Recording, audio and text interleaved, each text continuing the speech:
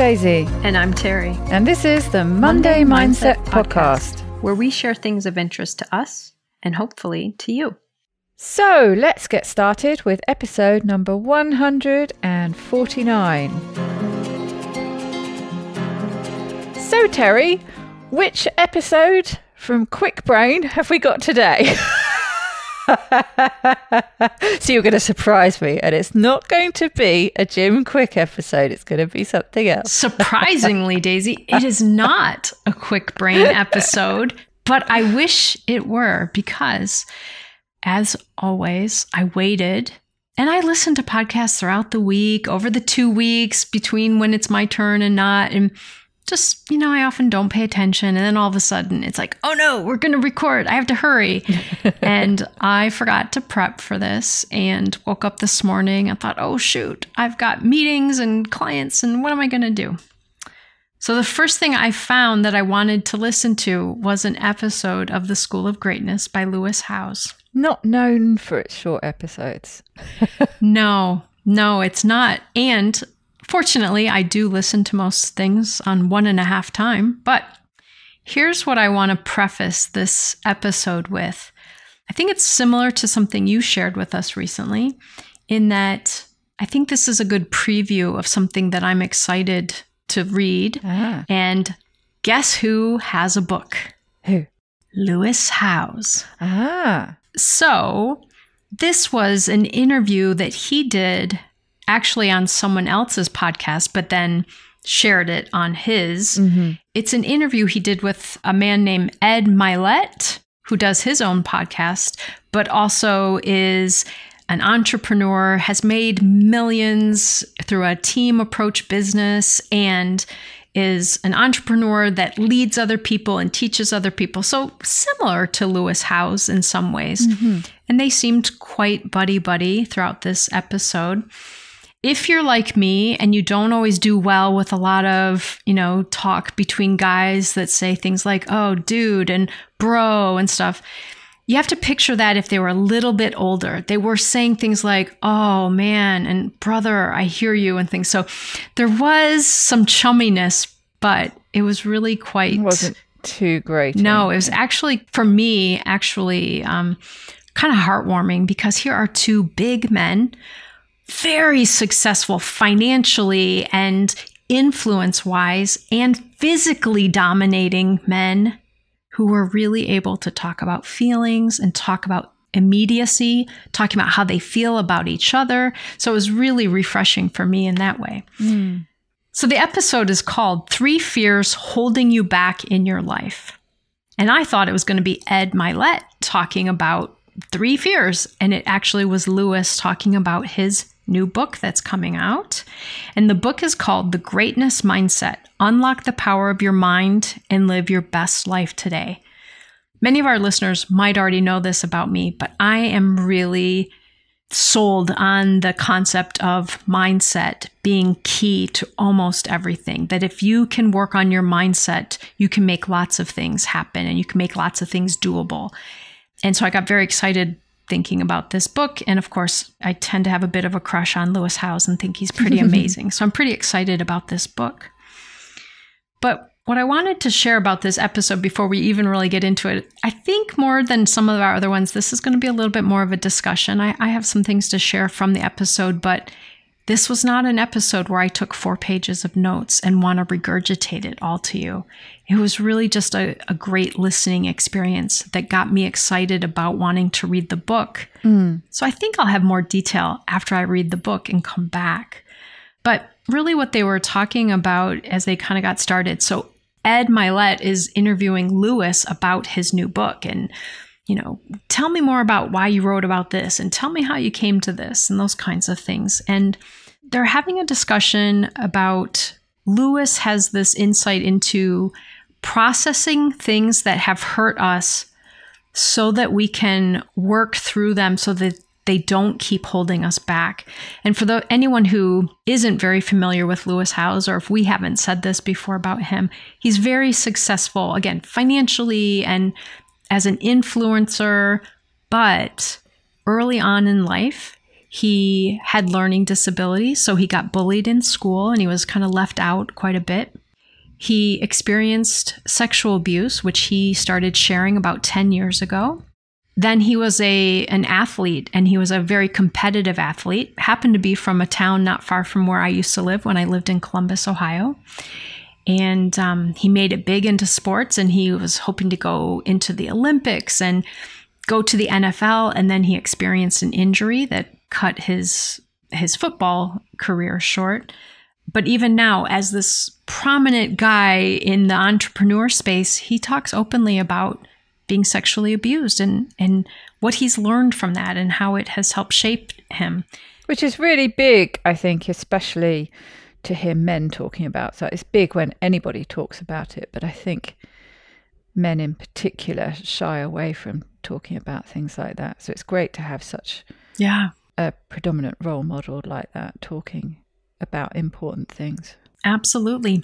And he was talking about this whole concept of really working through our past hurts, whatever they were, so that they don't hold us back. And he said, they all boil down to 3 fears. So here comes the title of this episode, but the real episode was not just about these. But so the 3 fears are the fear of failure, the fear of success, and the fear of judgment. Mm-hmm. And when he said this, they started talking about it, and Ed Mylett kind of lit up. He's like, oh man, this just speaks to me so much. And so they talked about, they were competitive, they were athletes. And so they really didn't fear failure because you knew a lot of times we're going to lose. And most of them, he described, most athletes are kind of coached. You have to be okay to fail. You're going to. We have to learn from it and we have to come back from it, but we are going to fail. So he said, I didn't really have a fear of failure. And then he said success. And sometimes when I talk about the fear of success, people are a little surprised and they think, oh, that sounds so weird. Why wouldn't I want success? But oftentimes it's more of our kind of deeper wounds that make success kind of threatening to us. But he said, look, I wasn't afraid of success. I was used to being successful and I wanted success and I sought it and I pursued it. But he said, what I realized is it was the fear of judgment that held me back. And then they launch into this whole conversation, something that you and I have talked about before. I talk about it all the time in my work, this sense of not feeling like we're enough. Doesn't matter how successful your business is or how much your team is winning. If you don't feel like you are enough, lovable enough, or accepted enough, that fear of judgment holds us back from living our fullest life. I actually wrote this out word for word the way Lewis said it because I thought it was so powerful. He said, when talking about these 3 fears, failure, success, and judgment, he said, if we can look at these 3 fears and figure out which one of these is affecting me, because he could easily say, it's actually not the fear of failure. That one's not getting in the way. Oh, it's this one. So if you can kind of reflect on that and see which one of these fears is holding you back, and then start to really explore what's the root cause of that fear. Where did I learn this reaction? And for many of us, it's going to be at a young age or an earlier stage in our lives, but really looking. And again, that this usually boils down to somehow feeling like we aren't enough and that we've got to succeed to prove that we're enough, or we've got to avoid failure to prove that we're enough, or we've got to resist any potential of judgment. And then he said this line, and I probably listened to this line. I rewound it about 10 times so that I could write it out because I don't type really fast with my thumbs, and I was using my phone. But he said, when we can learn the art of loving and accepting ourselves authentically for all of our flaws and all of our beauty, that's when we can start stepping into true greatness. And as I listen to this, you can hear it in his voice, the passion that he says this and how committed he is to this concept of greatness. So I just really thought this was important. Loving ourselves and accepting ourselves, all of our flaws and all of these great things about us, that's when we can truly start stepping into true greatness. And he and Ed kind of go back and forth and talk again about, yes, this is exactly what I've experienced. Again, two highly successful men. Why are they experiencing this? But they recognize that they were experiencing successes and accomplishments, but weren't really allowing themselves to enjoy it. Actually, Lewis Howes talked about he would accomplish something, and then later when people were congratulating them, he'd be angry with them. He'd be almost disappointed after he achieved something. And it wasn't because he succeeded. It was because he didn't feel like he was enough. Keeps going back to that. Then they also talked about when they have found in their lives when they haven't been open to allowing love in, seeking love, but not really letting people love them and keeping people at a distance. So this really struck a chord with me. Lewis talked about self-doubt, and he describes this as a dream killer. It's hard to have dreams and pursue them when you doubt yourself and you doubt your abilities and doubt your worth. He said the whole game of life is learning to believe in ourselves. So Ed Mylett comes in. He says, well, I have a question for you. Do you think it's the fear of judgment from others or the fear of judgment from ourselves that is the bigger issue? They both got kind of excited about this concept and dug into it a little more. I think it was Lewis that basically said that he believes ultimately it's the fear of self-judgment, but often we project that onto other people and we fear how they're going to judge us. But he said for him, it almost evolved into it's really about me judging and not accepting myself. And that keeps me cut off from this full living, this full embracing of it. Well, there's that kind of third element. I think we've talked about this before when it comes to judgment. Is it others judging you, or is it you judging you? Or is it you imagining what other people are judging you for? So I guess that's what you're saying about this sort of projection. It's your feeling.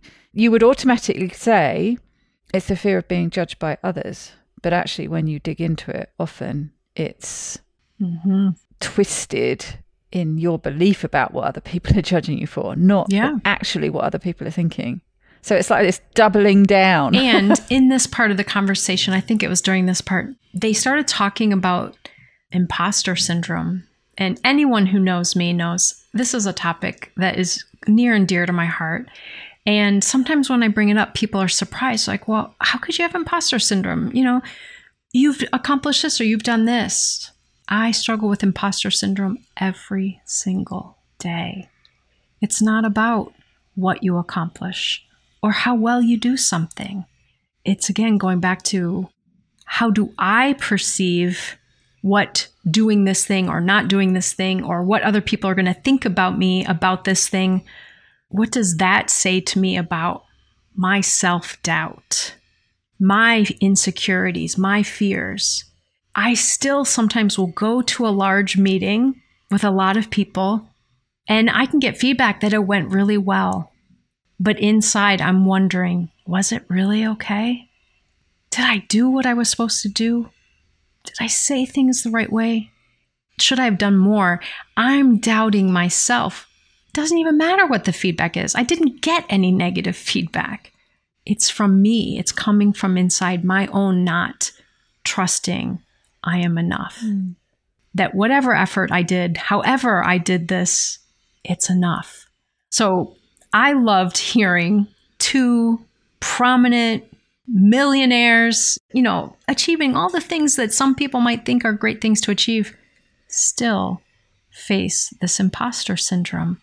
And another kind of conversation they had during this is Lewis, again, was talking about his abuse history, and they were kind of processing it a little bit. And he talked about his own healing journey. And he started working on this like over 10 years ago and has done all different types of healing modalities and has really dug in. And he said, the biggest thing I kind of learned from this is healing is a journey. It's not an event. It's not a one-time occurrence. And it made me think of like, if you cut your leg, it heals and like suddenly it's gone. You don't keep looking at that spot and thinking, oh yeah, that's still there. It's gone. It's out of your awareness. But emotional healing, it's a longer journey. And I think from what he described and what I know as a therapist, it never just goes away. But it's more about what effect does it have for you now? Does it hold you back? Does it spark insecurities? Is it triggering? And that's how you know kind of where you are in your healing of this thing. But healing is an ongoing journey. It's not an event that you accomplish and then you're done. So he even recognized that he is still in his healing journey, even though he can talk so openly about it and it doesn't hold him back. He's still in that healing journey. They moved into this other topic that I thought was really helpful to me, because oftentimes when I pick episodes for you and I to talk about, I get caught up on these words: success, how to live a successful life, how to be a success. And I think, I'm listening to a lot of entrepreneurs, people who are buying and selling multi-million-dollar businesses. Well, I don't really need to learn to do what they do in business to be a success or have a successful life. So what does that mean then? Is success because of money, or is success because of earning something or winning something? And he, if you notice, uses the word greatness. So School of Greatness, his book has this in the title. And he said for him, the difference is success is kind of self-motivated. I want this accomplishment. And, you could even look at it as kind of selfish. It's for me. And greatness is about achieving and creating or whatever that same goal, but it's about what it brings to others as well. Right.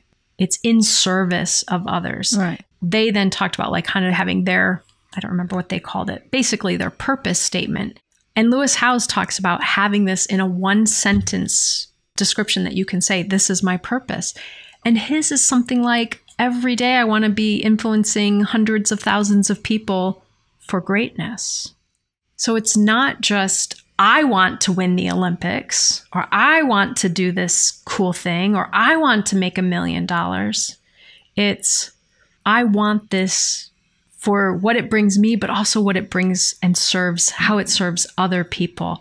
And I thought that was such an important distinction. And I hope I remember that. And I hope listeners might hold that close to them when I'm talking about being a successful person. I'm not using some kind of measuring stick that's about money or degrees or honors, but it's about impact and feeling fulfilled in your own life. And I think part of that comes from part of it being about being of service to other people. Yeah, you say it's an interesting distinction. It's a much more, success is more something that you gain, something that you win, the prize at the end. Greatness is more something that you share with others. And it's something you embody, really. Success is a point on a continuum, like, oop, yep, I made it there. Whereas greatness is a way of being, doing great things, accomplishing things, but doing it with heart and doing it with vision for impact of you and other people in your life. I'm not sure I said this well enough in the beginning, but this to me was not an episode of, oh my gosh, they're going to tell us the 10 things to do and I need to write down those 10 things. It was more just listening to their conversation and their dynamic, and their interaction was so great. But one of the takeaways for me that Lewis talked about as well is that I've always believed this, but he gave another example of it, basically that having goals and working toward things is awesome, but it's really to be experienced and viewed as its journey and not just the outcome. So one of his goals was to be on the U.S. Olympic team, and he was good in a lot of sports. And he eventually did make it onto the Olympic team. I think it's handball. And I don't remember why, but he actually had to miss the competition. So he did not get to compete in the Olympics. But he said that's not what matters. It's not that original goal of, I want to compete on the Olympic team and win. It was what he experienced by being in the journey of making the Olympic team and training with them and traveling with them. That's where the fullness of life comes in. And so often I think many of us have a specific goal, a career goal, a weight loss goal, a health goal. And we forget that it's really about Who am I learning to become in pursuit of this goal? Not the goal itself that is most important.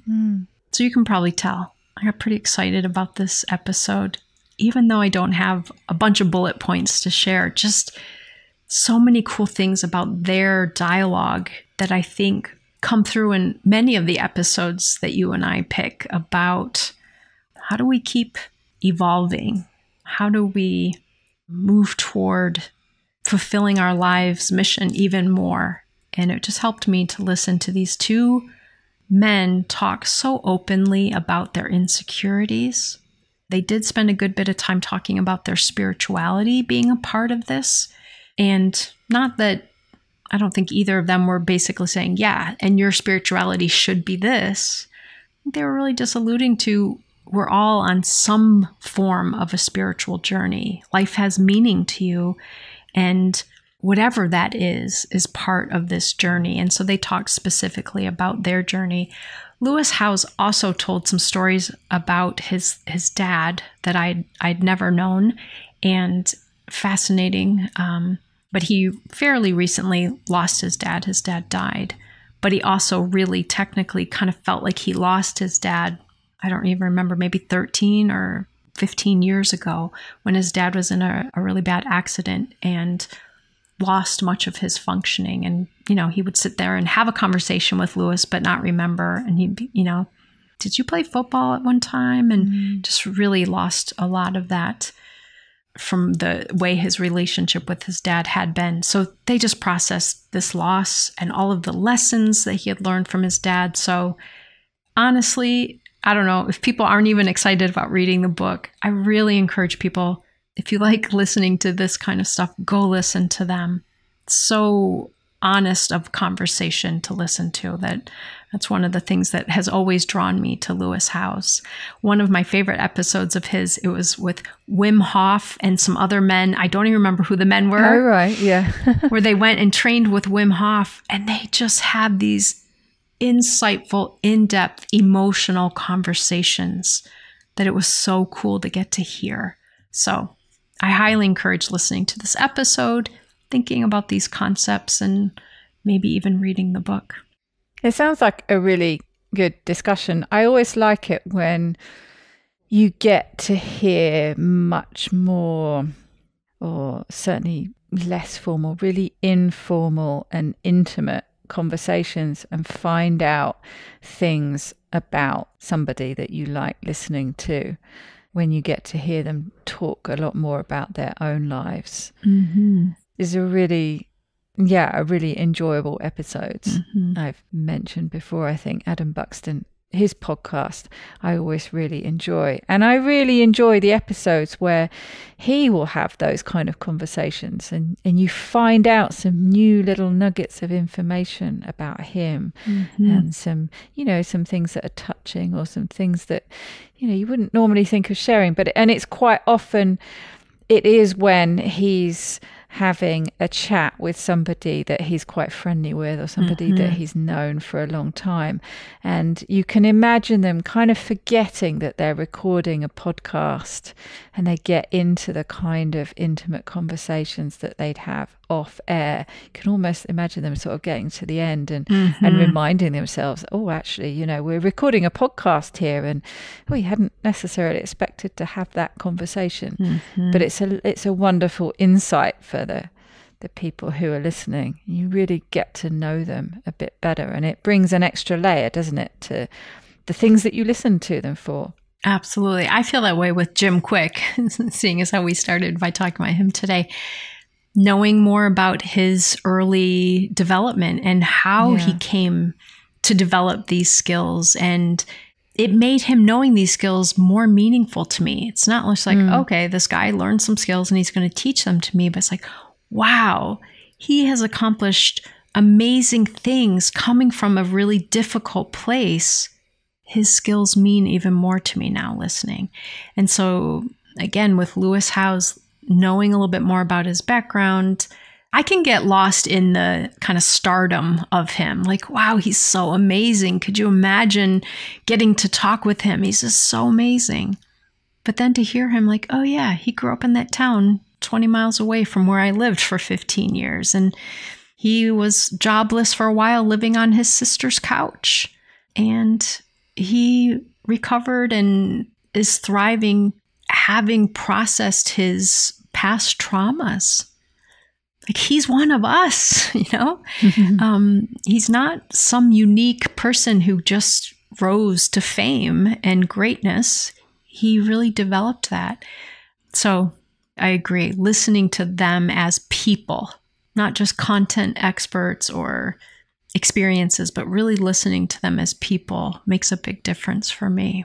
Especially when you hear people like that talking about struggles they have with things like imposter syndrome, you think, oh, I can't imagine anyone would have those kind of struggles. You know, somebody who has the success, the greatness, the level of achievement they have, how can they possibly have, you know, struggle with those kind of things that I do? So it is reassuring when somebody talks about things like that, because I think that is a massive stumbling block. And I suppose that comes down to the fear of judgment. That's the category that comes into, is it, imposter syndrome. It's certainly something I struggle with a lot of the time. And it is, when you were saying self-doubt is a dream killer, and comparison with others, I think, is a dream killer. Imposter syndrome is a dream killer. I know it shuts me down. You're sort of, you start dreaming and you start thinking, oh yes, I could do this and I could make this of this and that, and then that sneaky little part of your brain comes in and says, oh yeah, but hey, there's there's Mrs. X doing this and Mr. Y doing that, and they're already doing it and they're doing it really well. Shut those dreams down, because what's the point of you doing it when there are other people already out there doing it better than you could ever do it? So what's the point? Yeah. Let's come up with a new dream. That's right. That we can then shut down by comparing to somebody else, because there's always going to be somebody else. It's very unlikely that you're going to have a dream that nobody's dreamt before and is doing already. And the recognition that pursuing things leads me open to vulnerability, that people can see it. People can have opinions about what I'm doing. I remember, Daisy, when you first asked me to do a podcast, and I'm using the word ask nicely, but when you first kind of arm wrestled me into doing a podcast, I didn't want to do it. I didn't want to be out here vulnerable to people criticizing, people not liking it, people having opinions that maybe played up some of my own insecurities or fears. So it was easier just not to engage it. I'm really glad you were persistent. But that imposter syndrome, that self-doubt can really interfere with us taking risks, trying things, putting in some more effort, tweaking things, engaging in things that seem a little bit scary or threatening. So yeah, obviously I'm pretty geeked about this episode and I could go on and on about it, but I think it is just one of those, comes from a place of genuineness when you hear these two guys talking and really thinking about, as I said, even if you don't end up listening to it, to think about, am I holding myself back due to a fear of judgment? And if so, can I start poking some holes in that and not giving it that power? Not letting it hold me back anymore. Yeah, I feel like we need to circle back round to something like a growth mindset episode. I'm sure that comes into that, doesn't it? Isn't there something when she talks about with the growth mindset of the difference between being inspired by other people and with that kind of not getting lost in the comparison, but using other people's example as inspiration that drives you forward, that gives you a growth mindset rather than shutting down. It is often easier said than done, but yeah. Well, it sounds very interesting. And so when's the book out? Is it out soon? How long will we have to wait to hear a report back about the new book? I'm just looking to see what the publishing date of it was, because it is out. It says that it was published March 7th of 2023, so it has recently been released. So it's already out. That's right. Is there an audio version? That's what we need to know. I am just guessing, not yet. I have not even searched for it yet. But I see on Amazon it says a Kindle version and a hardcover. It is not listing an Audible version. Well, they need to hurry up with that bit then, because we know we're both too lazy to read books. What I don't know, I say we both. I think you do actually occasionally read actual books, don't you? I do occasionally, but here's the dilemma for me with reading books. One, I'm not a very fast reader, and so I get distracted easily. So I read a little bit, and then I have to kind of backtrack. And I read a little bit and backtrack, and then I get distracted because of the dogs, the laundry, the this, that, and then I just lose track of it. But when I'm listening to it, I can get up and change the laundry and keep listening so it doesn't throw me off. Even if you get a bit distracted, they're carrying on talking and some of it's going in at least. That's right. And I can take it into my car and plug it in and keep listening while I'm driving for half an hour. Yeah. So I make so much more progress when I'm listening. Get through a book reasonably quickly. That's right. That's right. And yet I know there's something about the physical act of reading and touching the book that's really great for me. I just haven't prioritized that enough lately in the past couple of years with Audible now. So I read a ton of books by listening to them now. So this one is not available yet, but they need to hurry up with this one might be worth actually touching the book. Well, I look forward to hearing more about the book at some point in the future.